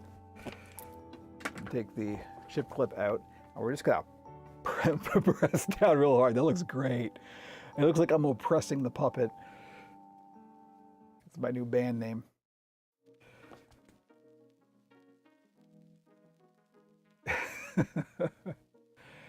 Okay. So I didn't get quite far enough to this edge here, so that's going to lift up. I'm probably going to drop some stitches in there just to keep it, you know, close to the head. But that's pretty good. That's not bad. Yeah, not bad. It is some pretty good hair, you know. I do this because I can't do this, right?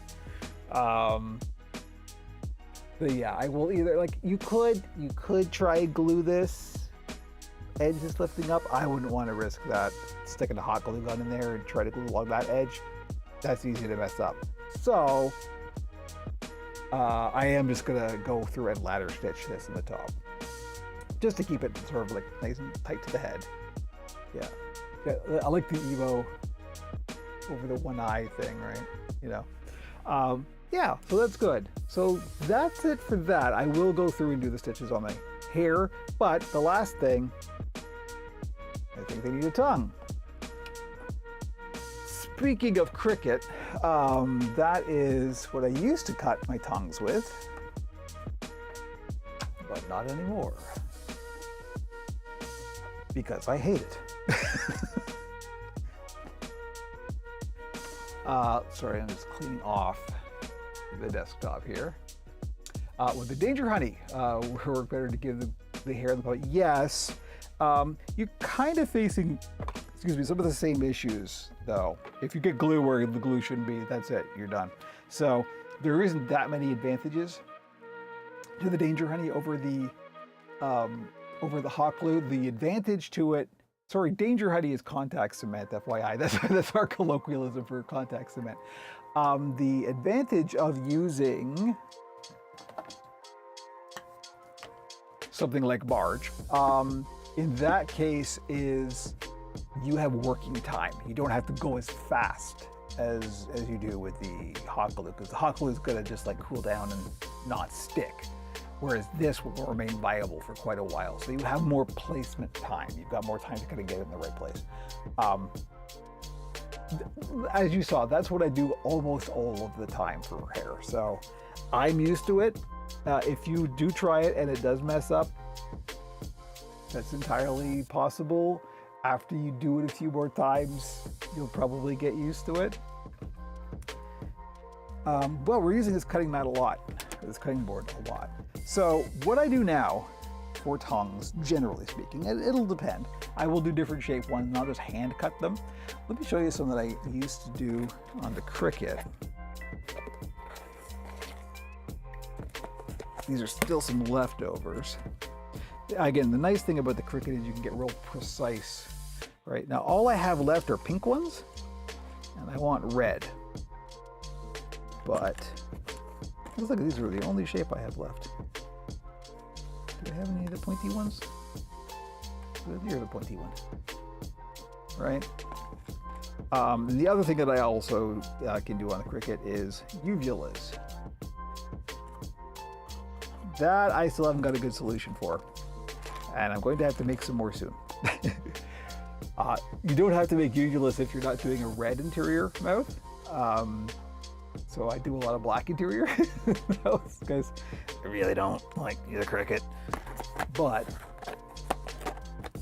what I do these days for a quick and easy tongue, wow, that's a weird sentence, is I'll make them out of craft foam, and I guess I need to get a new sheet of it. Or I just put it away when I cleaned up the shop in a place where I don't know where it is. So here we go. New package of red craft foam. Craft foam is just very thin sheets of EVA foam. You can get them at most craft stores and hobby stores and that kind of thing. Please don't shop at Hobby Lobby. They're evil. And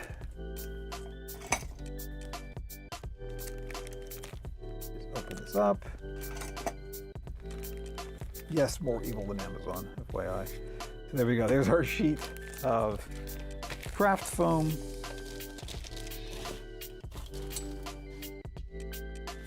And what I did get for a quick and easy tongue stamp are these leather punches. These are leather dies. Again, my experience leather tooling came in handy. So these are just heart-shaped, and there's my Ontario accent really coming out, heart-shaped leather punch dies. And so these do these the same way that we did the pupils. Give it a good old whack with your mallet. Keep your fingers out of the way. I'm going to do very carefully. I'm keeping my fingers out of the way here. Give it a smack there. A smack there. All the way, and then bonk. And now we have a nice heart shape. Now, of course, this isn't quite what we want because that's just too pointy on the end. The upper part's good, the lower part is not so good. So, put these away. And you can see there's all kinds of sizes, so they're very handy. So I'll just take, I have some shears that I reserve for just cutting foam. Foam will destroy your scissors. Don't use scissors that you cut fabric with on foam, any kind of foam. So I've got like old junk scissors. This is the scissors that I just replaced. So these are now the foam scissors. And what I'll do is I'll just snip off on a straight line. Actually, let's go to this cam. Maybe this will be more helpful. So I'm just going to go over here. Okay. Straight line, and I just snipped off the end on a straight-ish line. And then I'll just trim off those corners. All right, so getting better, getting more rounded. So we'll just keep snipping little teeny bits and round off the bottom. Now here's the fun thing about EVA/craft foam. In fact, any foam. But that's not too bad. But we can make it even better by literally sanding it. You can sand any kind of foam. So what I'm going to do is I just got an emery board here. I'm just going to lightly and very gently go along the edge and just like clean that up. Make it all nice and smooth.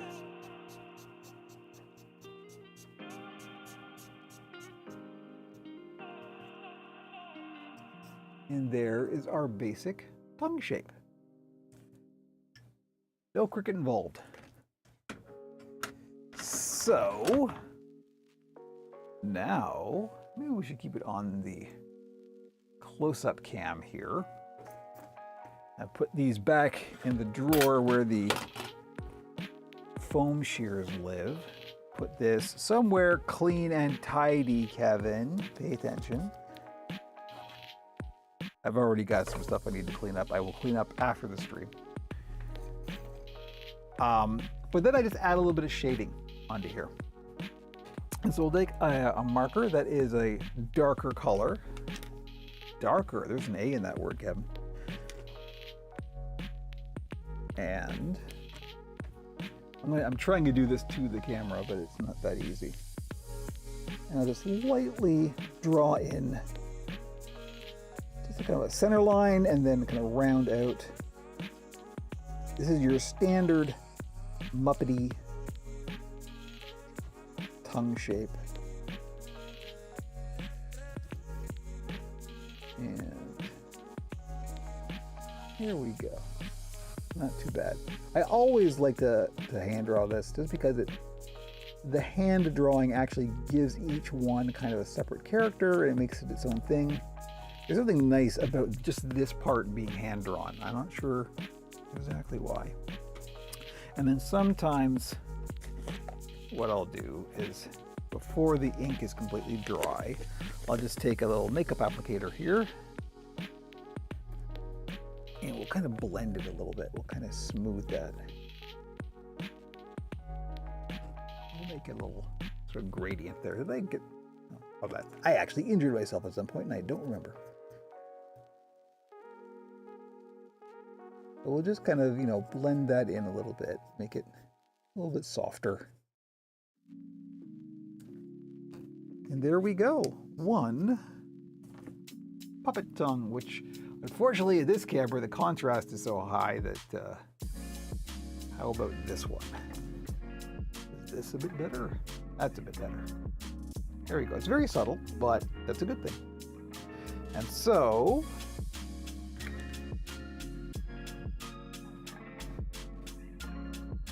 what we're going to do is get the old hot glue out again. And I'm not going to glue around the whole surface. I'm just going to put like a dot in the middle. That's important.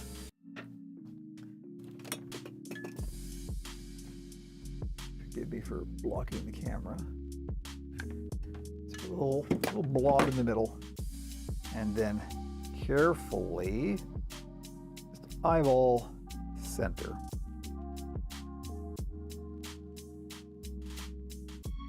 And once you got it, I'm just gonna hold it in place. Kids don't eat hot glue. Ever, particularly not when it's hot.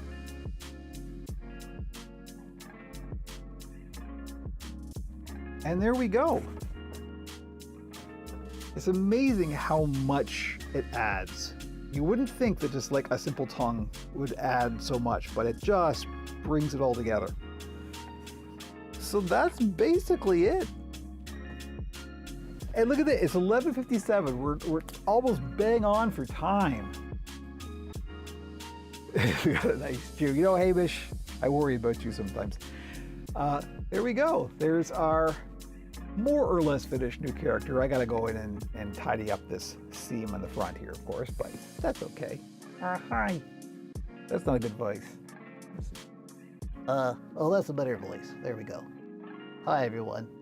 I think I need to work on the eye focus a little bit, but that's the thing. Because we've got the removable pupils, we can dial that in. You see, like I think just looking in the camera, it looks fine in real life. Looking in the camera, this pupil's down a little bit. It probably needs to go up a little bit. This might be a little bit too far this way. Might want to come back a little bit. Again, millimeters make a difference. So you can just sit there and fiddle and get it until it's just right. So there we go. There's our finished-ish character. And that'll be it for this stream. We are done. Dunzo. 2 hours of puppet building live. Thank you, Emily. So there we go. Next week we should be good to go for another live stream, presuming nothing terrible happens. This weekend, I plan for either myself or Frankie to be doing some video game streaming, probably Warframe, on the Pixels and Puppets channel. If you are an Owncast, same time, same place, same channel. If you are on PeerTube, YouTube, or Twitch, there is a second channel called Pixels and Puppets. It's all linked there. That's where we'll be live streaming on the weekend. By all means, join, follow, all that good stuff. And there we go. So thank you for joining me. Welcome to the new people. There is a Discord, so if you go to operationpuppet.com, all the links are there. I know there's some stuff on operationpuppet.com that isn't not quite broken, but it doesn't look very nice. I'm working on that tomorrow. That's tomorrow's project, is to work on the website. So there we go. Learned a lot today. I had fun too. Nice. It's what I like to hear. Okay, I'm going to go because it's my lunchtime. So have a good day. Have a good weekend. Hopefully we'll see you on the weekend, and then next week for yet another puppet building stream. So have a good day.